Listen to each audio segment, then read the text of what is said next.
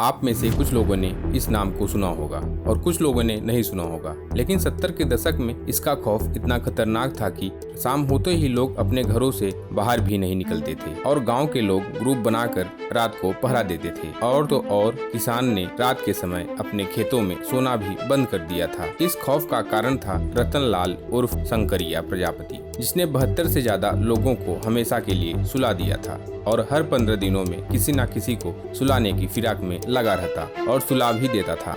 हर कत्ल के पीछे शंकरिया का बस एक ही मकसद होता था, चोरी। कभी रोटी के लिए, कभी चंद पैसों के लिए। वो लोगों को बेरहमी से हमेशा के लिए सुला देता था और जब तक उसका राम नाम सत्य नहीं हुआ तब तक ये लोगों को सुलाता रहा। नमस्कार दोस्तों, आज हम इस वीडियो में जानेंगे कौन है कान के नीचे हथौड़ा मारकर जान लेने वाला शंकरिया और क्यों गांव के लोग इससे डरते थे। लेकिन वीडियो में आगे बढ़ने से पहले अगर अभी तक आपने हमारे चैनल को सब्सक्राइब नहीं किया है तो सब्सक्राइब जरूर करें। तो चलिए वीडियो में आगे बढ़ते हैं। दिखने में एक सीधा साधा सा लड़का जिसकी उम्र महज 25 साल की है, लेकिन कारनामे ऐसे हैं कि सुनने वाले के होश उड़ जाएंगे। राजस्थान का सीरियल किलर जिसका नाम रतन लाल उर्फ शंकरिया प्रजापति है, जिसे शौक था बस कत्ल करने का और उसे हथौड़े से लोगों की जान लेने में बहुत मजा आता था। माता पिता ने बहुत सोचा कि ये पढ़ाई लिखाई करे, पर इसका मन उसमें लगा ही नहीं। माता पिता ने सोचा था कि ये बड़ा होकर नौकरी करेगा, लेकिन बचपन से ही उसके शौक हर बच्चों से अलग था।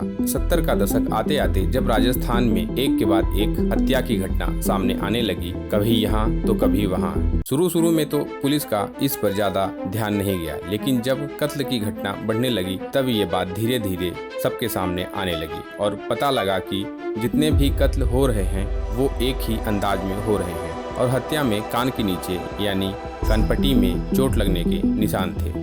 ऐसा लगता था कि उन्हें किसी भारी चीज से कनपट्टी पर मारा गया हो। और अब लोग बोलने लगे कि शहर में सीरियल किलर घूम रहा है और इसके बारे में किसी को कोई जानकारी नहीं थी कि कैसा दिखता है, कौन है, किसी को कुछ नहीं पता था। लेकिन गांव वालों के अंदर एक डर सा बैठ गया था कि एक सनकी हत्यारा जो कान के नीचे वार करके लोगों का कत्ल करता है। इसलिए लोग उसके डर से रात होते ही घर से बाहर निकलना भी बंद कर दिया। जैसे ही सूरज ढलता राजस्थान के लोग घरों में दुबक कर बैठ जाते। कोई नहीं जानता था कि कनपट्टी मार का अगला निशाना कौन होगा। अब तो पुलिस भी परेशान थी, उसको भी कुछ समझ नहीं आ रहा था आखिर ये सीरियल किलर कौन है। लेकिन अब मौत का ऐसा तांडव हुआ कि ये खबर अब राजस्थान में ही नहीं बल्कि पूरे देश में फैलने लगी और अब पुलिस अधिकारी पर भी सरकार का दबाव पड़ने लगा। अब तो पुलिस रात भर सड़कों पर घूमती, लोगों से इसके बारे में जानकारी लेती, लेकिन किसी को कुछ नहीं पता था। लेकिन फिर हुआ कुछ ऐसा कि पुलिस के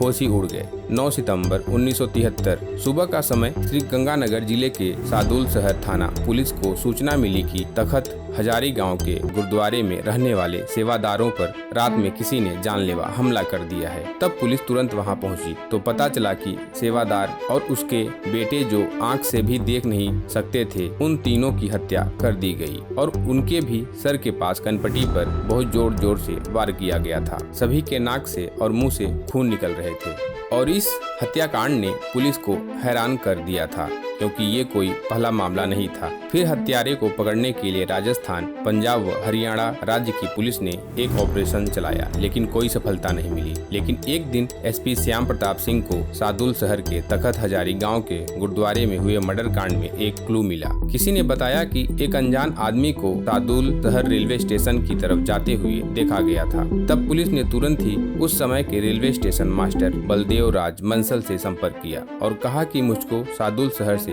बठिंडा के सभी रेलवे टिकट की डिटेल चाहिए। तब पता चला कि बठिंडा से सादुल शहर के लिए एक टिकट जारी हुआ था। तब पुलिस को यकीन हो गया कि कातिल का बठिंडा से कुछ न कुछ तो कनेक्शन है, क्योंकि उन दिनों बठिंडा में भी कई मर्डर हुए थे। तब 3 जुलाई 1974 को बठिंडा से रतन लाल उर्फ शंकरिया प्रजापति को गिरफ्तार किया गया। शंकरिया बठिंडा में रिक्शा चलाता था। जब पुलिस ने शंकरिया से पूछताछ की तो उसने जो कुछ कहा वो सुनकर पुलिस के होश उड़ गए। उसने पुलिस को बताया कि मैं अब तक 5 या 10 नहीं बल्कि 72 हत्याएं कर चुका हूँ। हमला तो इससे ज्यादा लोगों पर किया था, लेकिन उनमें से कुछ बच भी गए थे। उसने बताया कि जो कुछ उसके हाथ लग जाता वो उसी से लोगों के सर के पास कनपटी पर जोर से वार कर देता। इसके बाद उनके मुख और कान से खून बहने लगता और थोड़ी देर बाद उनका राम नाम सत्य हो जाता था। शंकरिया का केस काफी दिन चला, उसकी फांसी की डेट भी बदली और आखिरकार शंकरिया को 1979 में जयपुर जेल में फांसी दे दी गई। तो दोस्तों, कैसी लगी आप लोगों को ये जानकारी? अगर अच्छी लगी हो तो चैनल को लाइक सब्सक्राइब जरूर कीजिए। जय हिंद,